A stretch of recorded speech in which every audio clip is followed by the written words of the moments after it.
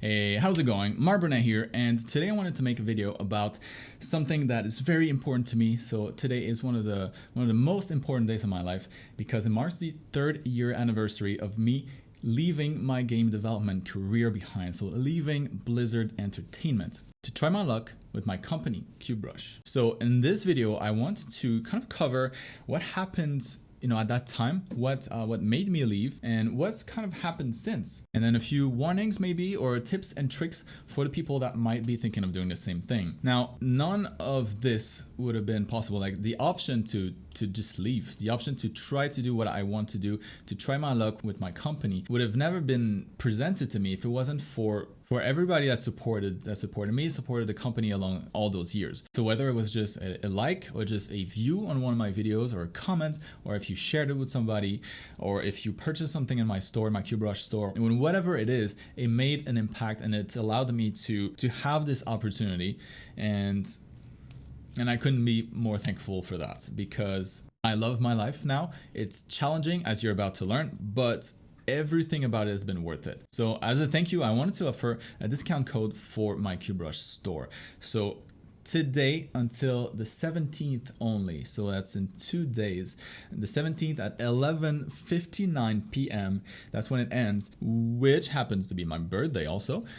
Well, I'll turn 60 years old, at least that's how I feel.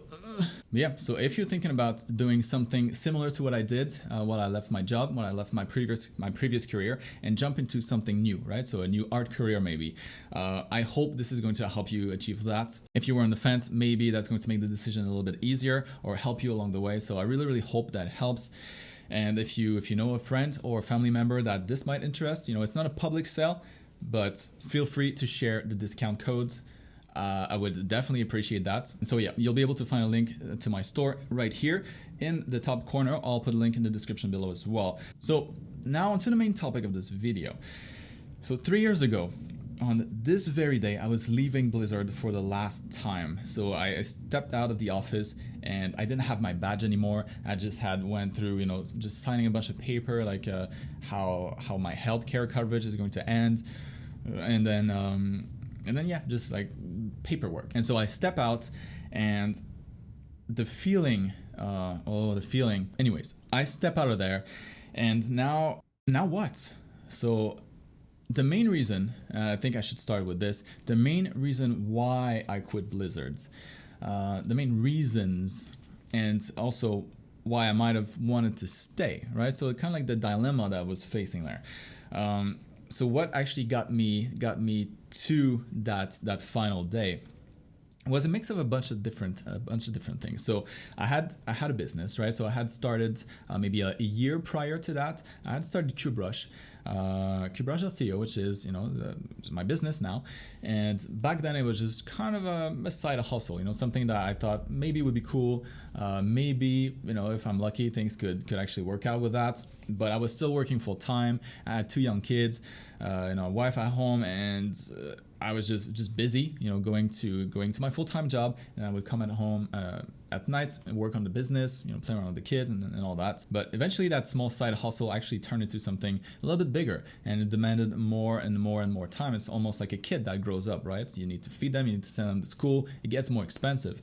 And the same happened with QBrush. So we got to a point after a couple of months of doing this, juggling kind of like all those things together at the same time and not getting a lot of sleep, it came to a point where I had to make a decision and I didn't really have a choice. So either I would keep my full-time job at Blizzard, my comfortable job, my big salary, and we'll get to that soon. So I'll actually tell you guys how much I was making because I think it's important, and I don't make that money anymore, so I don't care. But it all came down to 2 paths in front of me that I really had to choose one of them and say no to the other. And so stay at Blizzard with my big salary and my comfortable job, my stable job, something that I'm really good at, something that I'm familiar with. Or try something that's different, something that's a little bit more like fantasy, something that's like a dream of mine I've had for a long time, but something that comes with a ton of risk, a ton of potential downside, and something that you need to be a little bit crazy to go into. And when it came down to that choice, to those 2 paths, I chose the business, I chose the dream. And there's many reasons why. So I had it pretty good at Blizzard, right? So I had been there at that point when I left on my last day. I had been there a little over 7 years, and I've worked on a lot of really awesome projects. So I started there working on Titan, which eventually became Overwatch. I worked on StarCraft a little bit. I worked on Heroes of the Storm. So my job there was a ton of fun. But like anything that's really fun, after 2, 3, 4 years, 5 years, there's always a routine that starts to set, right? So, and this it's the same thing with everything. And 3 to 4 years is about the average. So in my case, it took much longer than that. It took about 6 years, maybe 5.5 years before I started to even think about doing something else, before the routine became too noticeable. But the routine was just a small part of the negatives of my job there. I think for me, the biggest one was probably the crunch time towards the end. So for the first 5 to 6 years, it was really little crunch time at Blizzard, at least in the teams that were in. And that started to change towards the end. And so at that time, I had 2 really young kids. I didn't see them grow much when they were like 1 and 2 years old. And so that's something that I really started to despise Blizzard for, even though it's not their fault that I had kids. It's all on me, and I could have left sooner, whatever. But I started to add to the negatives that I could finally find in my old job, like extra reasons why the transition to QBrush might make more sense for me. But really, in terms of negatives, that was it. So there wasn't much. I had it good. It was a lot of fun. Not a whole lot of time for family because of it. So that was a pretty significant negative, but then it was offset by this huge positive. That was my salary at Blizzard. So like I said, I'm comfortable talking about this now because I don't make that salary anymore, and all of the money that kind of saved back then has been gone for a while now. It's been reinvested in the business, and it's like it never happened almost. So I have no problem talking about it. And here's how much an artist working for Blizzard makes. In my case, at the end, I was a senior artist. I was doing a pretty good job, and so my salary with everything included, so bonuses, holiday bonuses, everything included, total was about 150,000 when I left. So significant salary. It was definitely something that was hard to say goodbye to, and one of the major reasons why I stayed there for so long.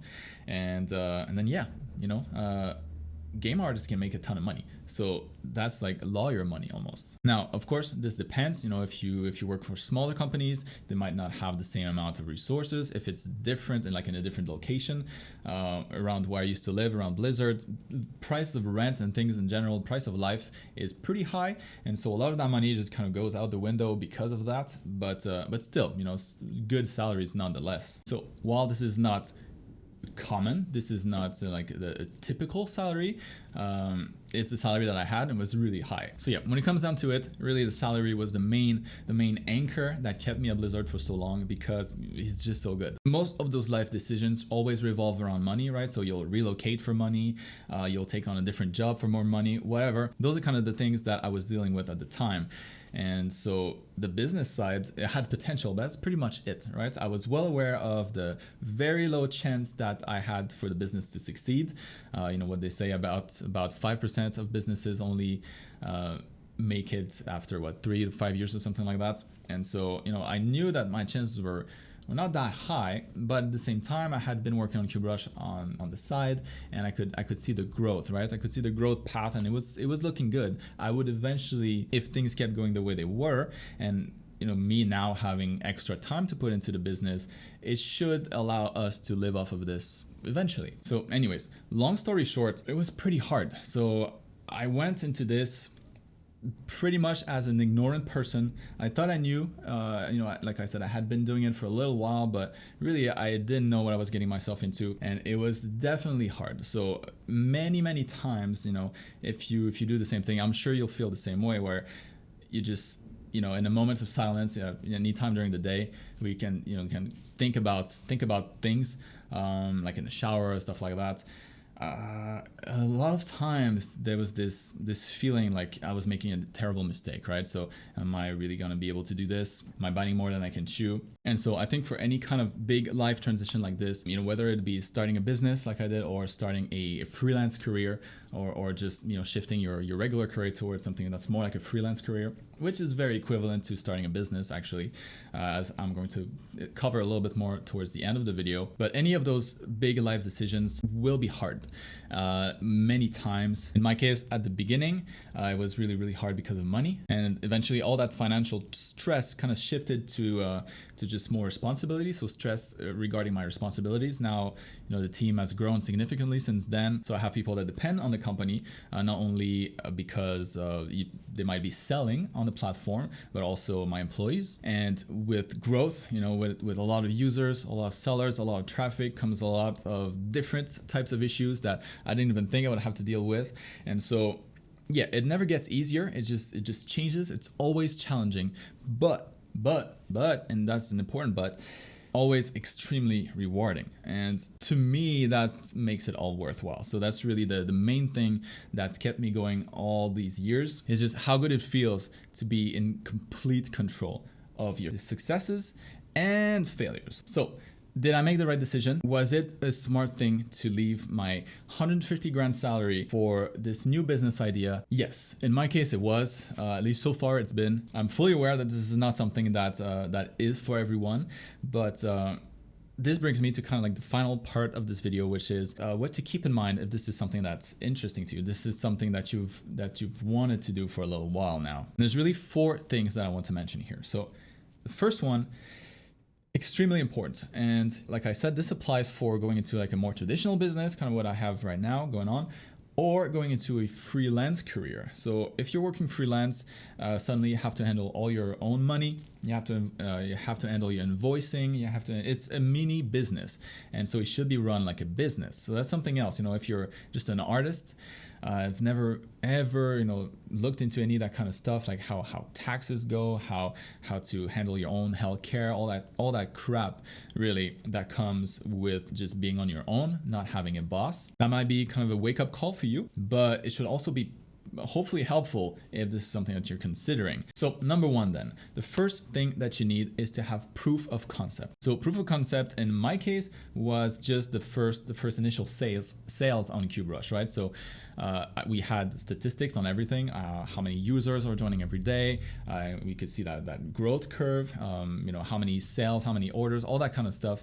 And that for me was proof of concept. It proved that if we kept going in the same direction, that we would eventually make it. Now, if you're thinking more about a freelance career, that would be something like having actual clients, actual people that are going to commission you to do any art, right? So don't go into it without having any proof of concept. That's a terrible idea, because if you don't, you're just going to end up being one of those statistics that didn't make it. As a freelancer, what would be very, very important is to have, whatever job you have right now. If you have a career as a game developer, if you're working in films, if you're working on whatever it is in advertising, or if you're just working at a restaurant or something like that, keep that job until you have proof of concept. Keep that job until the demand for your art, the demand for your freelance services become too big for you to ignore. And when it starts to impede on your regular, daytime job, that's a good sign that, yeah, maybe things are working out, and maybe if I go towards that, I'll be okay. The second point is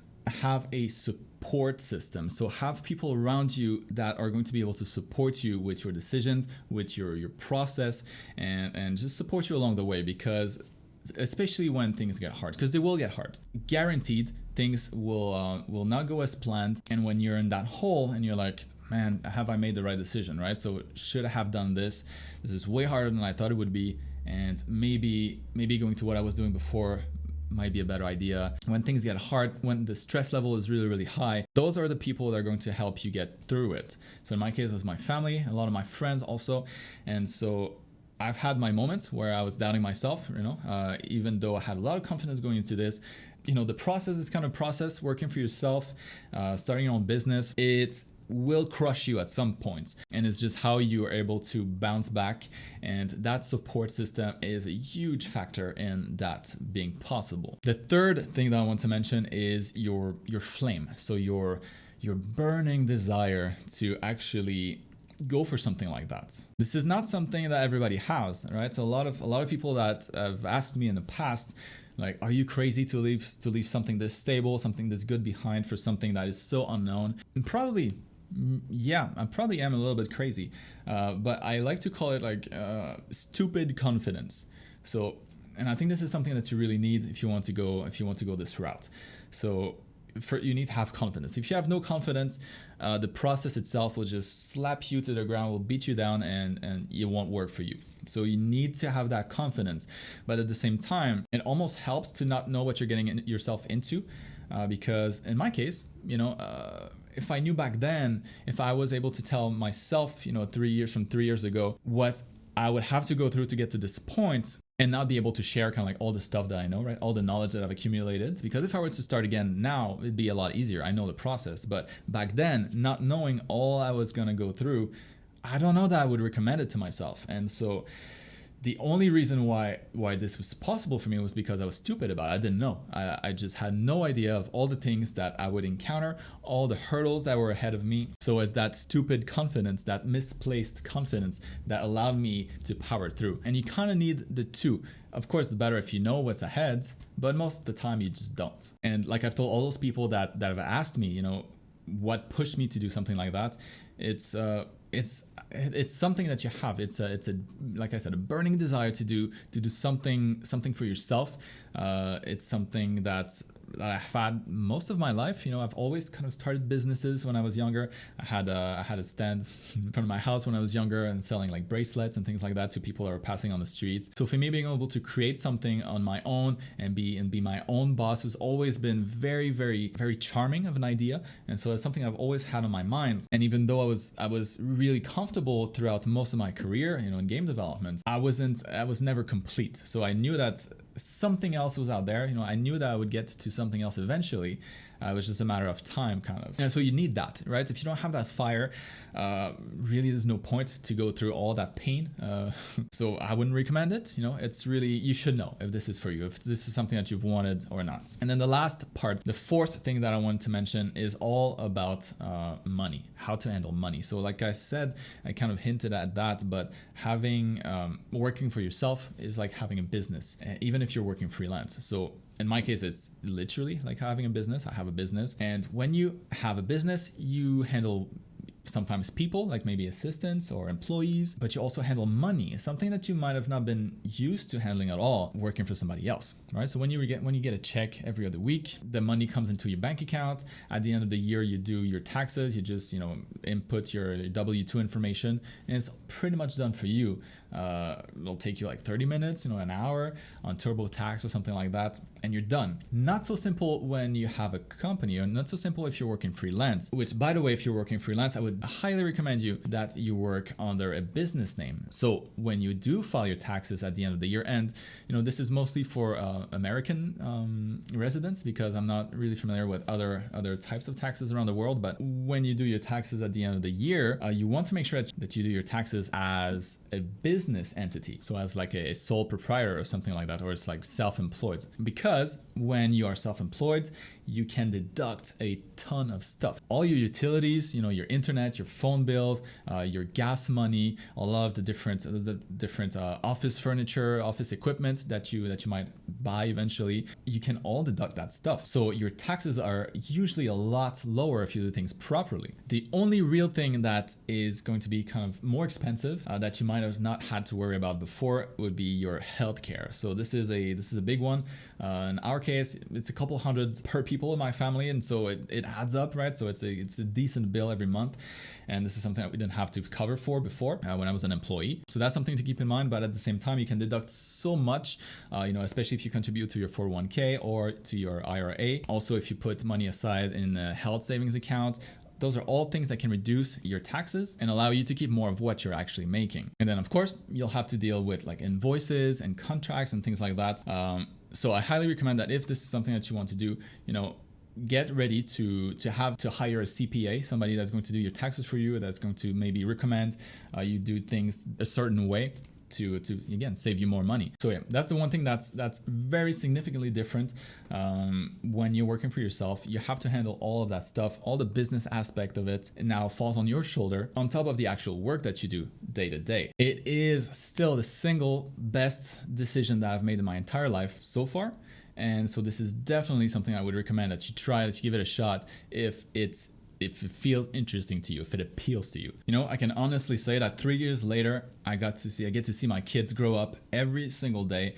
I work on my own hours. I can go to sleep whenever I want.